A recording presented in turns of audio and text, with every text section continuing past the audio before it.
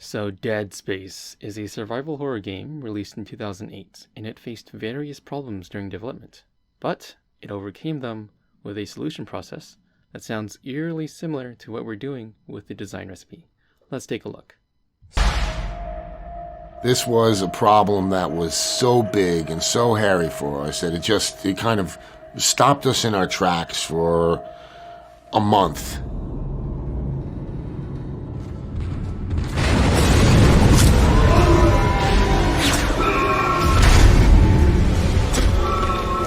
The drag tentacle was meant to be a medium moment.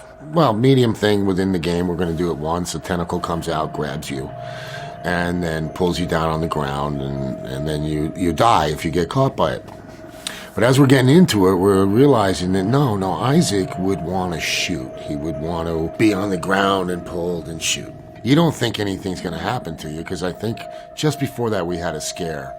And so we wanted you to kind of innocently go, geez, that was pretty scary. And then you walk through this door, and within a couple of seconds, this thing comes out and grabs you. And that moment, just when it grabs you, I want it to be one of the scariest moments in the game, because it flips you on your back. And you can't get away from it. You have to shoot it through. That wasn't just about animation. That was about technology. Finding the target and being able to wrap around and grab the leg by the ankle, which is what we wanted. So we had to create this tentacle that kind of figured out where you were. We had to create falling on my back, and we get the sounds for it, all this stuff. Went through the lists. Okay, animators, you're going to be animating the thing, come and grab. You guys are building the jag tentacle. Okay, you know what it's got to do. It's got to be animated and grab the foot, and everybody had their list of things to do. I went away for a few days on business trip. When I came back, nothing was working, but yet all the stuff was there, right? And it was done right. It was done good. But they're like, Glenn, we did everything you asked, but it's a mess.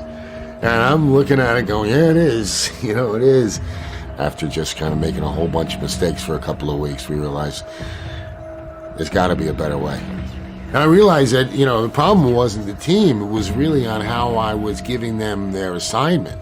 Some things need to come first. I need to have him grab him by the leg before I can throw him on the ground. And he needs to be on the ground before I can start animating. So all these things then started coming in as layers.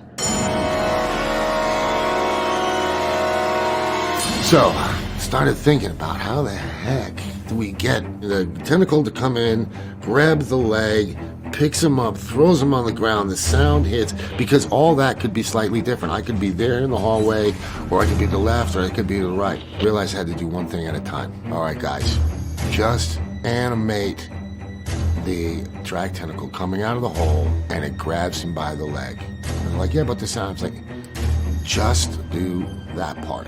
Came back, that worked. Then we came back and said, okay, the next thing, animate him being picked up and thrown onto the ground on his back.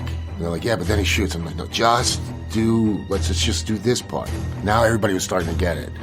Oh, when you do everything at once, you're not sure why it's not working. When you layer it and you break it down, you peel the onion peel, you keep you add one, and then you hit a spot where it's not working. Now you can focus everybody just on that spot and get through it a lot quicker. I started calling it layering management. There's probably a term for it, but that for us, we still call it, we gotta add layers. We gotta do this in layers, guys. And nowadays, most of the guys on my team will know that this is a layered problem. And that started back on Dead Space. And so we threw him on the ground, and we realized that now he's dragging him, and we're dragging him for a long way because we wanted you to have some way of shooting. So this is kind of naive, I think, at the time too. We thought, well, if he throws you on your back, we'll just play like one of the moves of you shooting the different weapons while you're standing, but you're kind of on your back, and we'll have him pull. And we put that in there, and it looked terrible. So we realized then that we have to animate all his moves on his back, shooting all the different weapons, just for this one scene that someone told me lasted about 40 seconds.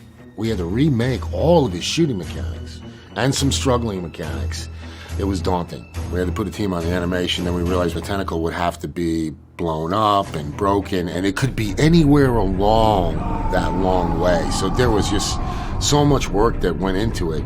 So we started layering on all the issue. Then when it was all done, completely done, that's when we went back and we added the special effects on top of it, throwing him on the ground, the sound of him hitting, and all that. And then we were able to put the triggers in correctly because now we knew all the different places that the character would be and could be. We probably had anywhere between 15 and 22 people working on the drag tentacle at any time. And I remember, people coming in and asking me, Glenn, are you sure you really want to do this? We cut 2 other things just to get that in.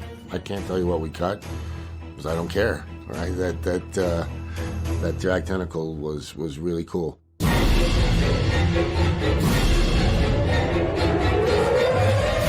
During the drag tentacle moment and all the lessons that we learned from it, some of the stuff that came out of that were just a sense of pride. Now they felt like they could take on anything. And the rest of the game after that was, I don't want to say easier, but there was like, hey, there's a challenge. Let's break this down into layers and see what we can do, By doing stuff like this, we were more efficient. We saved time. We saved money. We can make more game because we knew that we had a way that could break down any problem. I like the ones that are hard because I'll say to the guys, do you think another studio would do this? And they say, no, nobody can take that. I'm like, good. Having an overarching desire to make something great and to have quality be your number one thing is the biggest lesson. You may say, oh, well, you should always be that way. And it's like, yes, but there are times when you have budget cuts or you have changes, you don't have the right people, and you have to let down your guard a little bit. We shipped the game 2 weeks early because we had gotten all our bugs. We had gotten all the way down to C bugs. So let's break it down. And I realized that, the problem wasn't the team. It was really on how I was giving them their assignment. Some things need to come first. Some things just need to come first. So the signature, if you can't represent information in the given base types of the language, that is your strings, your numbers, your booleans, and in Racket's case, images, then you're going to have a harder time writing the function. Not to mention in other languages, such as C#, C and Java, etc., they actually require you to write the signatures properly, otherwise your code will be rejected by the language. Alright, it's not even going to run. In Racket's case right now, we're writing them in comments, and some students try to get smart with this. They're like, it's a comment, I don't care, it's not going to produce an error, it's not going to result in, any weird output, the change of output of the program, so I'm not even going to write it, or I'm going to write it very lazily. And that's not going to work out well for a few reasons. One of which is we're going to introduce check signatures in the upcoming weeks. So you are going to get a warning saying that your signature types don't match. And secondly, if you don't do it, then you're kind of working aimlessly. All right. Same with the purpose statement. Some students really just don't want to write the purpose statement because, they feel like they can hold it in their head or, they're too lazy. And really, I know the purpose statement is a little cumbersome to write sometimes, but when you write it down, at least you have something that's there that you can look at and revise, right? And, without it, you're just, again, working really aimlessly towards the writing of your code. Next thing, animate him being picked up and thrown onto the ground on his back. And they're like, yeah, but then he shoots. I'm like, no, let's just do this part. Now everybody was starting to get it. Oh, when you do everything at once, you're not sure why it's not working. When you layer it and you break it down, you peel the onion peel, you keep, you add one, and then you hit a spot where it's not working. Now you can focus everybody just on that spot and get through it a lot quicker. I started calling it layering. And this is what examples help us with, all right? So there's a failing test right here. Let me run this code again. And this is the spot where it fails. So we can focus on this spot by commenting out all the other tests that don't fail. They're the ones that pass. And running the stepper through the code that fails, all right? So you're going to run through your stepper, and then you're going to step through your code and go, eventually, you're going to realize, all right, so I shouldn't have done this step here, or maybe I need to add revisions here, and then, yeah. I would always recommend using the stepper. I mean, it may be alluring, like you can look at a function and, try to process the value as it goes through the function in your head, but humans are often bad at calculations, and you will see that as you program more and more, you will probably conclude that humans are very sloppy. And the stepper, also known as the debugger, really helps with that because they're often never wrong, all right? So, once you find the fix, right, you're going to go and edit your code, and then you're going to uncomment the tests that do pass, because maybe when you tried to fix the test case, right, the spot that did work, maybe you broke something else. So we want to make sure that all our tests passed. In this case, it's a contrived example because really this was just, the test case itself failing. But I just wanted to show you this debugging technique, right? And really the examples help us elaborate the concrete. They give us a concrete value of what you plug in and what you get out. Because the function's job, of course, is to be this generic machine that satisfies all these constraints. And of course, we're going to be notified of when things break. All right. So next up is the template. So if you ever use Scratch, it's a visual block-based programming language where you just drag and drop programming blocks and you do, most of the programming in the UI. It lays out all the operations pretty nicely. For example, the if statement, you can see that there's a condition and a true branch and a false branch right there, and it's all laid out pretty neatly. This is what the template is trying to do.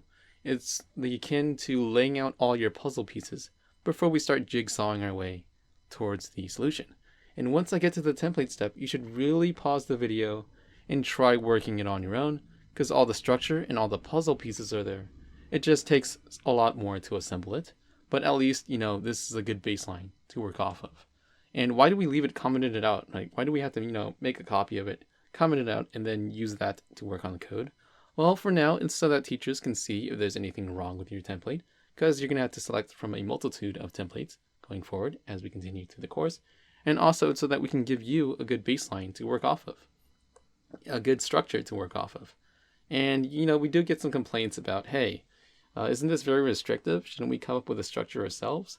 And, coming up with a structure ourselves, I think it's a bit too hard, and it's going to waste time where it could have been spent on, the real problem solving. Because you're going to absorb the texture, the structure, as you program more and more anyways. So it's kind of pointless for us to, ask you to come up with it from scratch. And for the beginners out there, it could take hours. So yeah, admittedly, they're pretty boring right now. And, it's cumbersome for people who have programmed already. But just bear with it, as in the upcoming weeks, we will go over more interesting templates with recursion and etc. On to the next step. Coding, finally. So this should be the hardest part, but because you did all the previous steps, you now have a good baseline to work off of and a lot of good stepping stones in place. So all the previous steps of the design recipe lead into one another, and as you do each one, you're gradually building your understanding of the problem before you chip away at it. And it also helps us teachers diagnose where your thinking is incorrect and what specific step you need to go back and revise that. And we can hone in on that specific step, right, that you're stuck on. Because, courses that don't use a sort of design recipe run into this common issue a lot.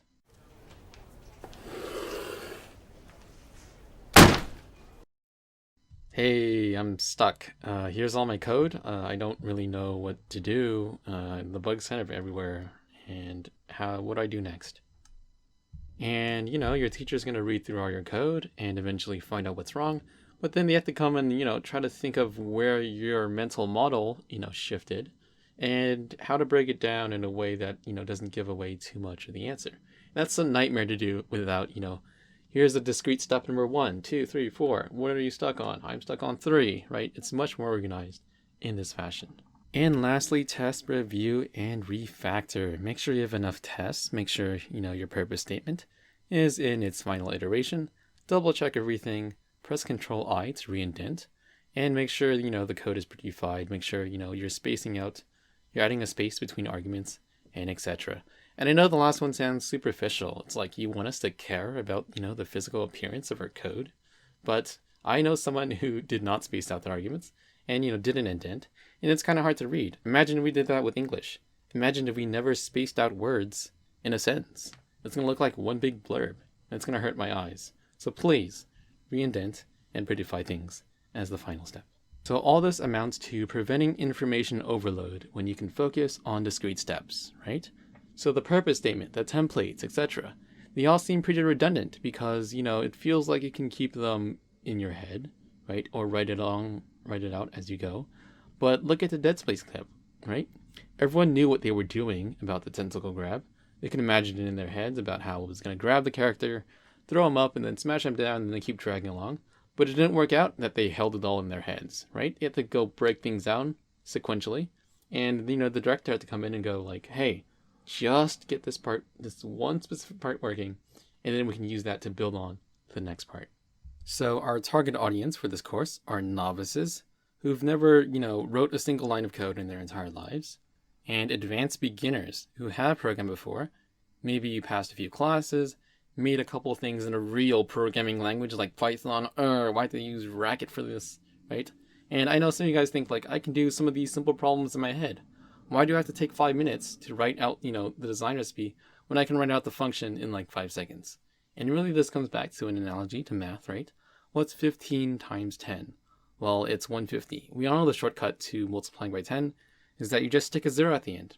But we want you to learn the long multiplication. In fact, you can argue that this course is about, learning the long multiplication. Because we're going to be programming complex things like games and animations and etc. And just like how multiplication, once it reaches a certain degree of complexity with a lot of integers, right? You got to write things down to, help yourself think, all right? And, I don't doubt that you can do these in your head. As you program more and more, your intuition just gets better, and the amount of concepts in your head also, right? But we want you to follow the design recipe for simple problems, because you're going to use it on simple problems to learn, how to break things down, and then you're going to break things down on the bigger problems, all right? Thank you for watching, Human. If you wish to interact with more of your kind, join our Discord linked in the description or on screen. If you want to aid in my quest for world domination, consider hitting the sub button. Thumbs up if you enjoyed it, thumbs down if you didn't. Any questions, comments, or suggestions, fire away below. Also, check out the annotations on screen for the next relevant video.